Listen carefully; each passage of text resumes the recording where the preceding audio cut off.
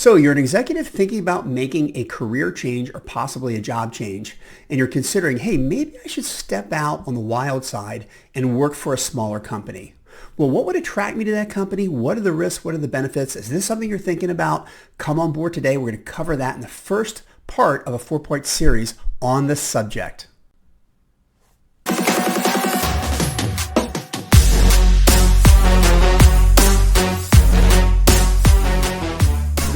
Welcome to the Dream Job America podcast. I'm your host, Tim Tennell, and this is the place where we talk about all things hiring, specifically strategies, tools, and tactics for finding your next great dream job. Today, we're going to talk about something very close to my heart, and that has to do with small companies.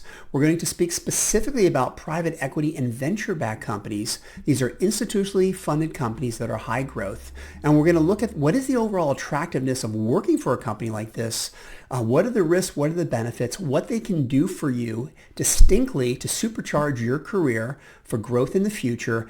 And we're also going to talk about whether this is the right fit for you. This is going to be done as part of a 4-part series. Now, before we get going, I'd ask you to hit the subscribe button. This is a relatively new channel, and all the likes, all the new subscriptions allow me to continue to make great content. So if this is something that's of interest to you, come on board. We're going to start right now with the first part of the series, which is what is the appeal of working for a smaller, high-growth, institutionally funded company? So today we're trying to answer two main questions. The first one being, what are the attributes of a smaller company that would attract strong leaders to join that party? And number two, how can these companies actually accelerate your personal growth now and into the future? So as we get started, I think it's important to put together a quick definition of what I mean by a small company. So small companies to me, particularly venture-backed companies, which is what I do in a lot of the strong C-level and B-level candidates that come to my search firm looking for opportunities, tend to be anywhere between a handful of people, 3, 4, 5 people, just a starting team. They could be upward of several 100 or even potentially 1,000. They may have a little bit of revenue. They may just be going to market but have a lot of funding behind them. And they may be doing anywhere from $25 to $100 million in revenue. Most of these companies from a funding level have raised anywhere between $4 and $100 million. And often these are done through what we consider traditional venture capital funding tranches, which would be like a large seed, a Series A, Series B, Series C, if you're familiar with that. But they're just levels of funding that these companies received by different investment groups to spur their growth. And these companies have very different dynamics. So let's start off with, what are the attributes that would even kind of catch the eye of an executive who would maybe be working for a large corporation with a lot of success, a middle market company who would want to kind of roll the dice and step into this new environment? What are they going to get out of it? What's going to even attract them in the first place? So the first thing is that these companies tend to be super collegial. They're usually a small group of people where you kind of know everybody. It almost has like that startup family feeling. You know everybody in every department. Oftentimes you do lots of the different jobs. You're involved with those folks very specifically. Then they tend to be very open to ideas. They tend to be a lot of fun. They have that family orientation. But it's very much the feeling you would have working in a small family environment or environment where you maybe have a close group of friends who are all working together. And for a lot of people, that's really an awesome experience to wake up every day and think about, wow, I get to go into that environment.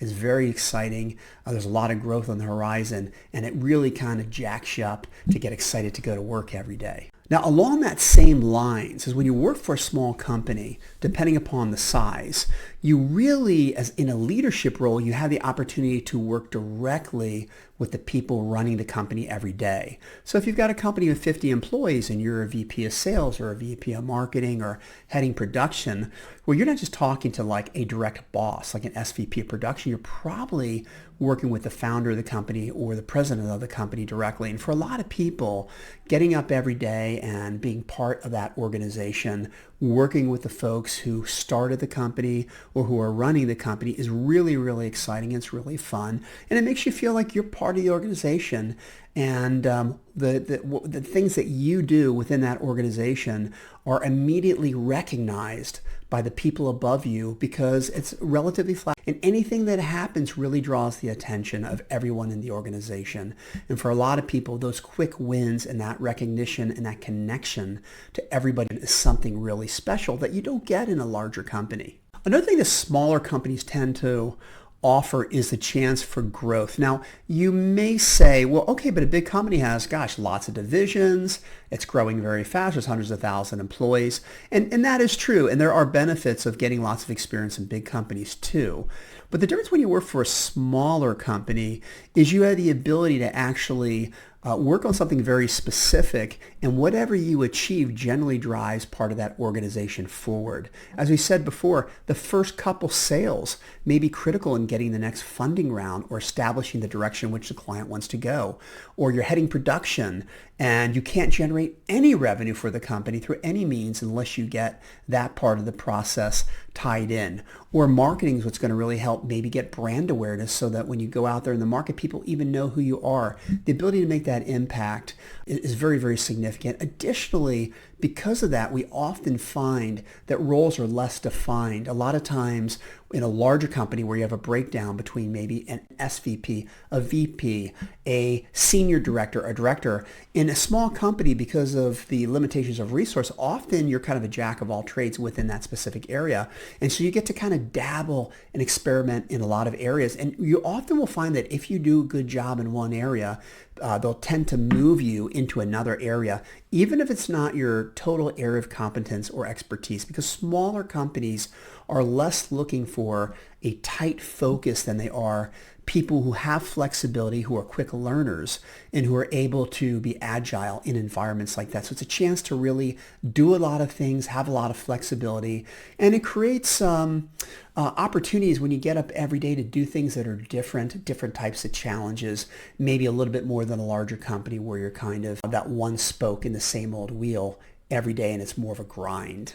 And finally, most small companies are mission or purpose driven. Now, I don't necessarily mean they're driven to accomplish a specific goal for humanity, although many venture-backed companies are, and those are very distinct cultures. But because they're just starting out, they may just have one product, one market niche they're trying to go after. They're kind of singularly focused, which is kind of exciting because everything you do, everybody in the rowboat is rowing in the same direction.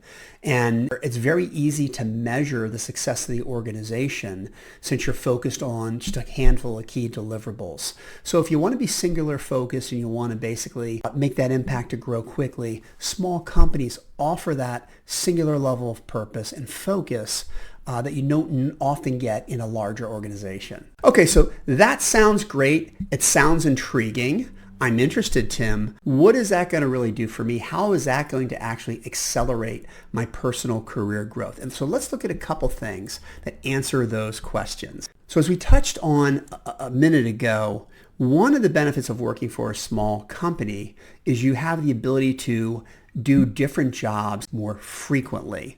And so this is a real benefit to working for a smaller company because you get much more experience, and that experience can be leveraged into positions if you want to at larger companies where maybe you would have to be in a position for a much longer period of time and you'd have to work your way through the organization to step up to that next level. The second thing has to do with the types of critical skills that you will build at a smaller company. They're very, very different than a large company. Startup companies, as we like to call them, early stage, high growth environments, companies of this nature, some of the dynamics that they're addressing have to do with teaching people how to become more agile, how to be more innovative, how to handle challenges when you don't have resources. So with the small companies, anything can happen. They could run out of money and you've got to find a way to still get the product out and do everything on a shoestring budget.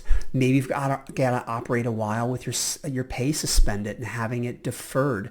Maybe you can't hire the resources that you want normally. And so you're going to have to figure out a way to do that more creatively or do it yourself. Or you've got a problem that comes out of left field with the client, and you're going to have to find a way to out-innovate that before a big competitor comes in. One of the biggest things that we look for, that our clients ask for when they're looking to bring leaders into small companies, is how adaptable are they? How agile are they? One thing's for sure, if you talk to any entrepreneur, they're going to tell you all the different moments where they almost lost the company, where they almost ran out of money, where a big competitor came in and tried to crush them. And so much of their survival was based on the agility and the flexibility of the team. And working in that environment, whether you have these great skills already and you're a natural, or you're thinking, wow, that's something I need to develop, and the only way to develop that is in the ring, then this is going to be the kind of environment that's going to get you that level of developmental growth. As we mentioned early, if you haven't had a lot of experience working with the very top of the food chain, working with the founders of a company, the president, the CEO, usually when you work for a small company, you're going to find yourself having lots of discussions with those folks, reporting all the time in those folks. And you're going to have discussions that are very frequent where they may just come down to you and kick ideas around. That doesn't happen in large companies. Usually you're constrained by your boss or your boss's boss. And when you need permission to do something, there's layers and there's procedures. With a small company, a lot of times you're just going to go in and talk to the CEO.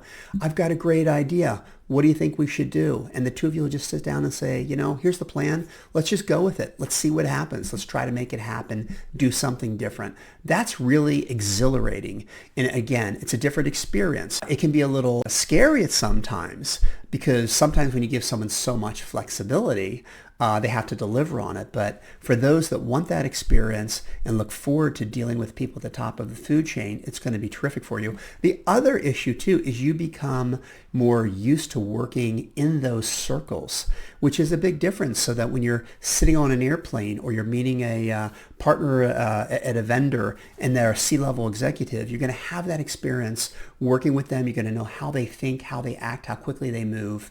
And that is going to position you for further leadership roles or leadership roles of a higher title or higher level of competency and experience. Another quick thing has to do with growth. If you're working for a smaller company, particularly a venture-backed company, you're generally going to be in a position of hyper growth. Some people say there's only 3 things you need to make an early stage company successful. And those 3 things are growth, growth, and growth. It seems like growth tends to solve almost all the problems. But working in a high growth environment has a series of challenges. It's not easy. It's the flip side of being in a low growth environment. You have to hire to raise money very quick. You have to be very adaptable to capitalize on opportunities, or everything quickly begins to fall apart. I'll tell you one thing, whenever any person at any level is trying to get a job at any company, when they focus on growth, the growth environments they were in, what they achieved in terms of the growth, it always perks up the ears of the person on the other side, because at the end of the day, everybody wants to grow. Everybody wants new revenues, new innovation, new products.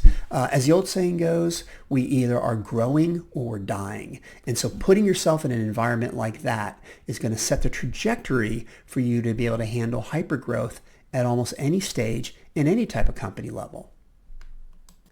And finally, something close to my heart is going out and developing the critical skills to become an entrepreneur.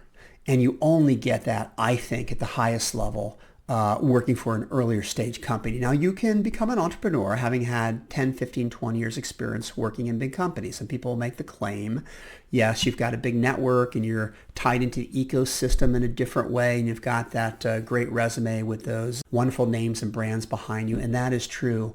But all that, honestly, is secondary when you start a company. I think most people find it, the people that are creative, the people that can mix it up, who are scrappy, can handle the pressure when employees are dropping off because you're running out of funds, competitors are coming in. All these things that make it super challenging to get off the ground and succeed early on.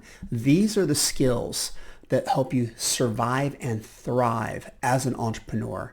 And I don't think anything's better as a training ground than working for a small, high growth company. Okay, so now you know why people are attracted to the companies, and now you know potentially where you could grow in your career and open up future doors by working for a smaller company. So if this excites you and you want to learn more, please stay tuned for the next series of videos. We're going to talk about specifically what are the benefits at a ground level for you that you can market in the future to help get better opportunities and even better dream jobs beyond what you're currently doing. We're going to look at the risk factors in video number 3, very important, and then we're going to end it with video number 4, which is going to talk about specifically whether you happen to be the right fit for the company, whether it's going to make sense for you based on your personality, your risk profile, and what your personal vocational strategy is for moving forward.